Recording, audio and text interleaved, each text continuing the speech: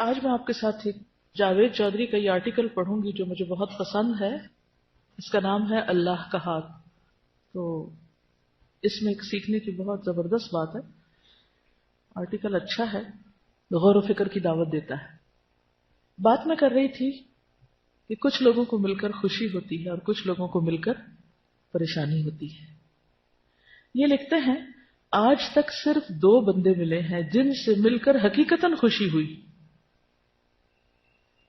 کون ہے وہ 2 خوش نصیب جن سے مل کر حقیقتاً خوشی ہوئی؟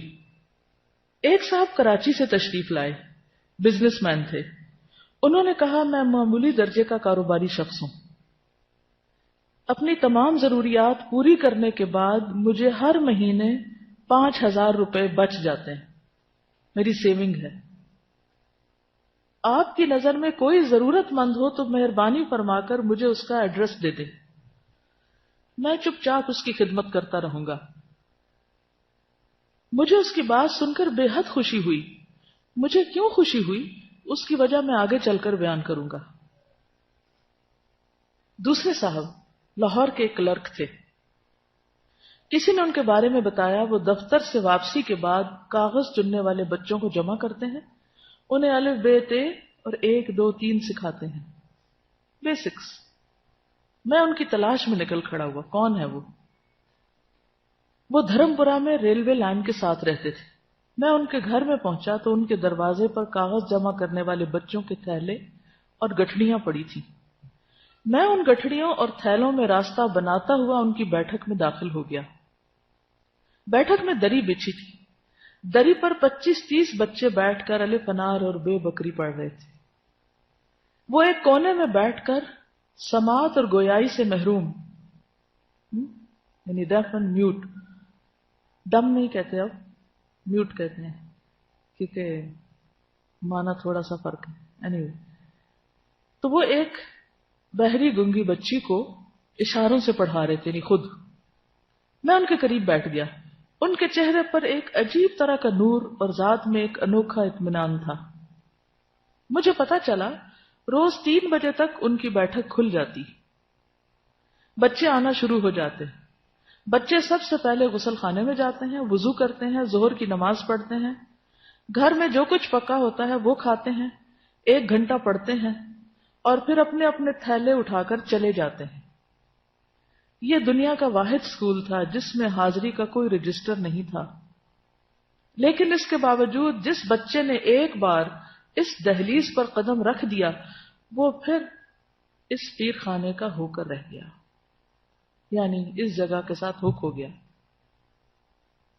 میں 1 گھنٹہ وہاں بیٹھا رہا. معلوم ہوا اب تک اسکول کی سینکڑوں برانچیں کھل چکی ہیں.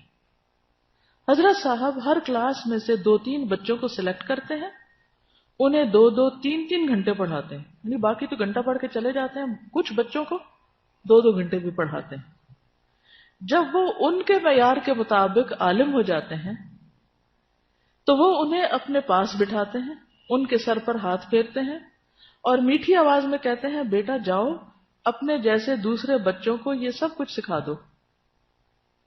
وہ بچے اٹھتے ہیں اور کسی گندے نالے، کسی جوہڑ کے کنارے، پرانے کاغذوں کے کسی گودام کے باہر یا کسی بدبودار آبادی کے کسی ٹنڈ منڈ درخت کے نیچے اس اسکول کی برانچ کھول لیتے ہیں. یہ دنیا کا واحد ادارہ ہے جس میں پورے اسکول کے لیے 1 کتاب کافی سمجھی جاتی ہے.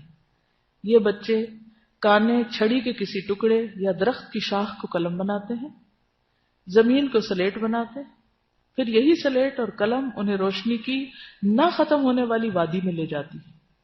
مجھے معلوم ہوا وہ کسی سے پیسہ قبول نہیں کرتے، اپنی معمولی آمدنی سے بچوں کو کھانا کھلاتے ہیں، یعنی جو گھر میں پکتا وہی کھلا دیتے ہیں، انہیں چائے بھی پلاتے ہیں. میں نے ان کا ہاتھ چوما اور باہر آ گیا. مجھے ان سے مل کر بے انتہا خوشی ہوئی. مجھے کیوں خوشی ہوئی؟ میں اس کی وجہ آپ کو بتاتا ہوں.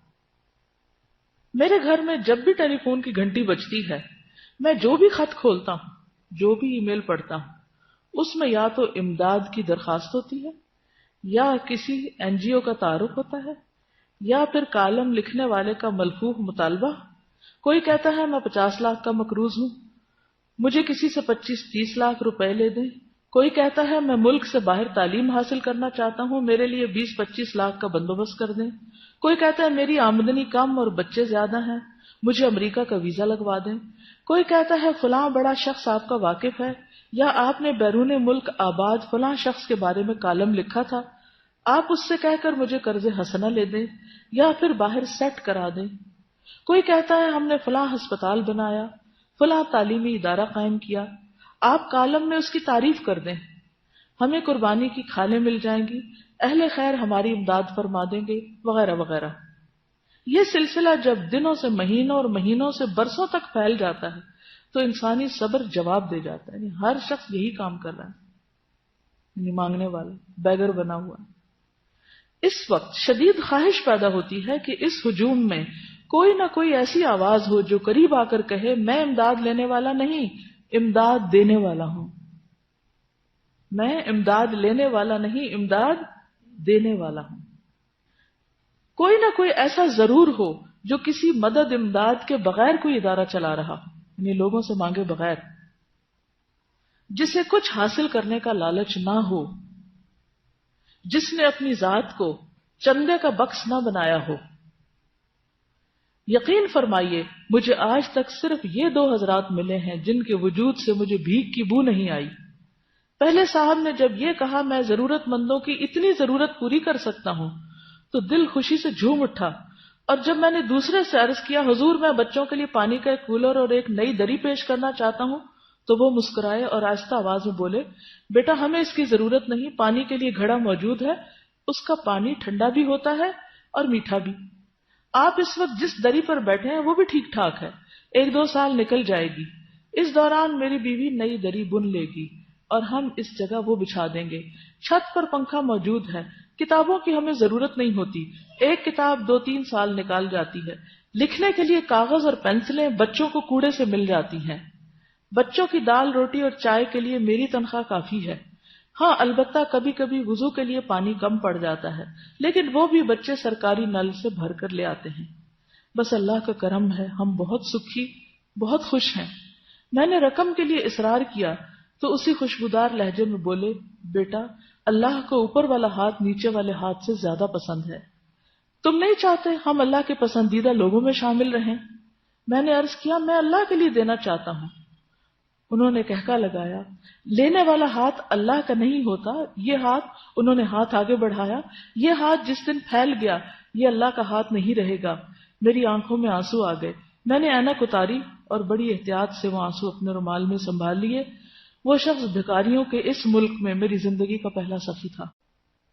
نبی صلی اللہ علیہ وسلم کے بارے میں آپ نے سیرہ میں پڑھا تھا کہ حضرت خدیجہ نے ان کے بارے میں جو گواہی دی تھی اور جس کی بنا پر ان سے کہا تھا کہ اللہ آپ کو کبھی رسوا نہیں کرے گا، واللہ ما یخزیک اللہ ابدا انک لتصل الرحم وتحمل الکل وتکسب المعدوم وتقر الضیف وتعین علی نوائب الحق، کیونکہ آپ رشتوں کو جوڑتے ہیں، ناتواؤں کا بوجھ اپنے اوپر لیتے ہیں، جو چیز لوگوں کے پاس نہیں انہیں وہ کما کے دیتے ہیں، مہمان نوازی کرتے ہیں، حادثوں میں حق کی مدد کرتے ہیں، اللہ آپ کو رسوا نہیں کرے گا۔ کیا سبق ہے اس میں؟ اللہ کا ہاتھ اور اللہ کی مدد اور اللہ کی تائید کن لوگوں کے لیے ہوتی ہے؟ اس کردار کے اندر آپ کو عملی معنوں میں، خیالی اور کلامی اور باتوں میں نہیں، عملی شکل میں کیا نظر آتا ہے؟ ایک ایک لفظ چاہیے، صرف 1 یا 2 لفظ۔ خودداری لکھ لیجئے، کور ویلیوز ہیں نا جو یہاں سے نکلیں گی۔ توکل، خیر خواہی، قناعت، احساس ذمہ داری، حقوق العباد کا خیال خیر خواہی میں آ جاتا ہے، سیلف ہیلپ اور سیلف لیسنس، یس، بے غرض ہونا، سچا جذبہ، ہر مسئلے کا حل موجود ہے، نو پرابلم شخص، کوئی مسئلہ ہے ہی نہیں، ہر چیز کا حل موجود، کام کی دھن، مقصد کا واضح ہونا۔ جی مثبت انداز عمل یا مثبت انداز سوچ. آپ کو پتہ ہے اس وقت میں دو چیزیں آپ کو سکھا رہی ہوں اصل میں. اس کے اندر کے لیسن تو ہیں ہی، لیکن ان لیسنس کو نکال کر ان کو کم سے کم لفظوں میں بیان کرنا. جب لمبی ہم باتیں کرتے ہیں نا تو مقصد پیچھے رہ جاتا ہے اور ہم کہیں اور چل پڑتے ہیں. ٹھیک ہے. اور گیونگ ایٹیٹیوڈ، گیونگ، دینے والا، دینے والا. اور لینے کی تو قطرہ بھی لالچ ہے ہی نہیں کسی بھی قسم کی، اور کسی بھی چیز کی لالچ نہیں.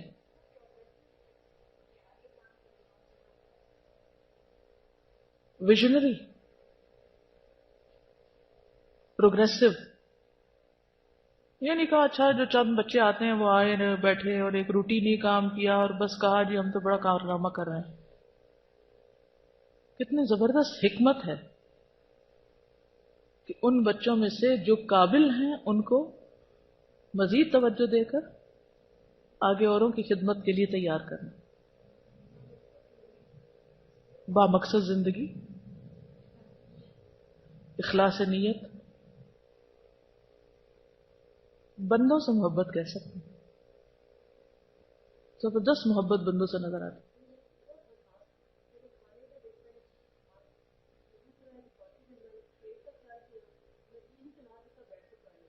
ہاں، یعنی حکمت، ہر چیز میں حکمت نظر آتی ہے نا.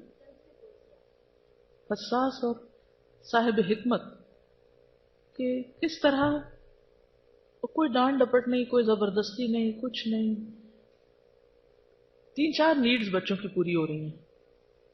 ان کا اخلاق سمجھ رہا ہے، اخلاقی تعلیم، کتابی تعلیم، ہائیجین، صحت صفائی کی تعلیم، ان کی فزیکل نیڈز، کھانے پینے کا انتظام. ہم کسی کی مدد کرتے ہیں بعض اوقات تو کیا کرتے ہیں، بس کبھی ایک چھوٹی سی مدد کر کے ہم کیا سوچتے ہیں، کارنامہ کر لیا، فلاں اتنا صدقہ نہیں کر دیا ہم نے. اس کا انداز آپ دیکھیے، یعنی اوور آل ساری نیڈز کو دیکھا جا رہا ہے، انڈیویجولس کی بھی اور سوسائٹی کی بھی. اور پھر اپنی حیثیت، کہتے ہیں جتنی چادر دیکھو اتنے پاؤں پھیلاؤ، اپنی حیثیت کے مطابق کام ہو رہا ہے. اور تھوڑا کام مگر مستقل، استقامت کے ساتھ. استقامت بھی لکھ لیجیے، مستقل مزاجی. ہمارا مسئلہ کیا ہے، ایک کام شروع کریں گے پھر تھوڑے دن میں بور ہو جائیں گے، پھر وہ چھوڑ دیں گے، پھر کوئی اور شروع کر دیں گے، پھر اس سے بور ہو جائیں گے، پھر کچھ اور شروع کر دیں گے. اللہ تعالیٰ کو وہ کام پسند ہے جو تھوڑا ہو لیکن مستقل. بالکل gradual, step by step, one thing at a time. عاجزی، تواضع، بیر منیمم کے ساتھ گزارا، لو مینٹیننس. آج کل یہ ٹرم بہت عام ہے نا، فلاں شخص لو مینٹیننس ہے، فلاں چیز لو مینٹیننس، یہ ہاؤس لو مینٹیننس ہے، یہ ڈریس لو مینٹیننس ہے. یہاں آپ دیکھیے کہ ہر چیز لو مینٹیننس، کاسٹ افیکٹو.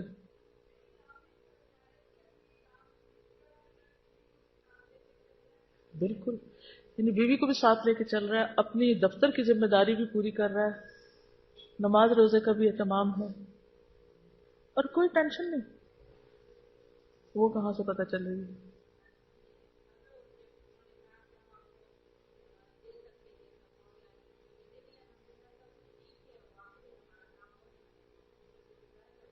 یہ خودداری ہے، یہ شکر گزاری نہیں، یہ خودداری.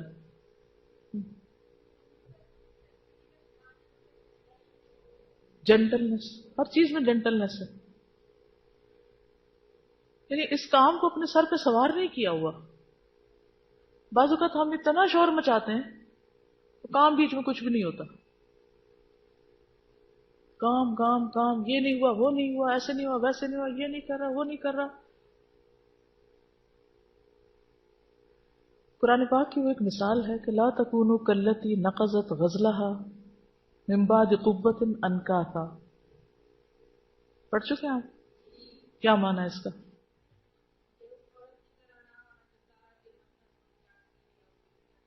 یس، میں کہتی ہوں عورت ہی کی مثال کیوں دی گئی؟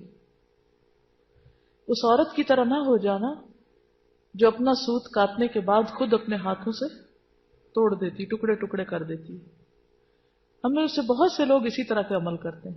اتنی محنت کرتے ہیں، تھکتے ہیں، کام کر کے اینڈ آف دا ڈے اتنی کمپلینٹس کرتے ہیں، سب کچھ برباد کر کے صاف کر کے پلو جھاڑ کے اٹھتے ہیں. اگر ہم تھوڑے کام ڈاؤن ہو جائیں نا، اللہ پہ بھروسہ کریں. اس دن جو میں نے بات کی تھی نا کہ اللہ سے مناجات کریں، جہاں رکاوٹ آئے، جہاں مشکل آئے، جہاں سمجھ نہ آئے، جہاں کوئی چیز ہوتی نظر نہ آئے، تو سب سے پہلے اپنے گناہوں کی معافی مانگے. یا اللہ، کوئی میری غلطی ہے جو رکاوٹ بنی ہوئی ہے یہاں پر، میں قصوروار ہوں. لا الہ الا انت سبحانک انی کنت من الظالمین. اور پھر اس کے بعد اللہ سے دعائیں کریں کہ اللہ تیری رحمت سے ہی پار ہو سکتے، تیری دی ہوئی توفیق سے ہی آگے بڑھ سکتے ہیں. تو اس سے کیا ہوگا، سارا غرور تکبر نکل جائے گا جو کسی نہ کسی طرح شیطان ہمارے اندر ڈال دیتا ہے نا. اتنا کر لیا تم نے، ماشاءاللہ، تمہارے آنے سے تو پتہ نہیں اس کام کو 4 چاند لگ گئے اور اتنی ترقی ہو گئی اور اتنا کچھ کما لیا. ہم خود کو کریڈٹ دینے کے شوقین ہوتے ہیں نا، خود کو کریڈٹ دینے لگتے ہیں کہیں بھی جب ہمیں کوئی اچیومنٹ ہوتی، اور اللہ کا فضل بھول جاتے ہیں کہ اس نے چنا ہمیں اس کام کے لیے، اس نے ہمیں سمجھ دی، اس نے راستہ دکھایا، اس نے ہم سے کروایا. اسی لیے اکثر ایسے ہوتا ہے کہ جب ہم کسی چیز کو مینشن کرنے لگتے ہیں نا، وہیں رکاوٹ آ جاتی ہے، ادھر ہی رک جاتا ہے کام. اللہ تعالیٰ کہتے ہیں اچھا کر کے دکھاؤ، پھر اب تم سمجھتے تم نے کیا، کرو اور دیکھو کتنا ہوتا ہے. اور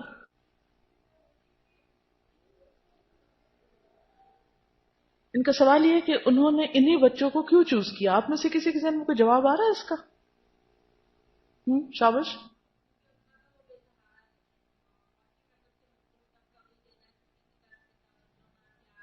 یعنی سب سے محروم طبقہ نا، جن کو کوئی پوچھتا ہی نہیں. اصل وجہ تو وہ خود ہی جانتے ہوں گے، لیکن بظاہر ایسے نظر آتا ہے کہ انہوں نے ان بچوں کو لیا جو واقعی مدد کے مستحق تھے.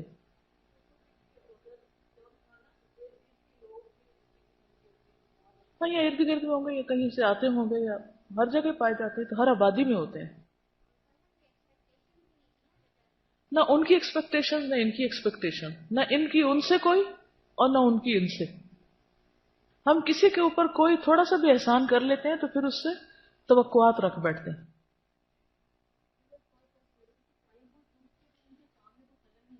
بالکل، وقت وہ چوز کیا، یعنی اپنا ٹائم وہ چوز کیا کہ جس میں اپنی دوسری ذمہ داریوں پر کوئی اثر نہیں پڑ رہا تھا. بچے بھی سارا دن اپنے کاغذ چن چنا کے آگے، وہ بھی کام کر کے آگے، یہ بھی کام کر کے آگے، اور اب بیٹھ کے مل کے پڑھ رہے ہیں. زبردست ٹائم مینجمنٹ. بالکل.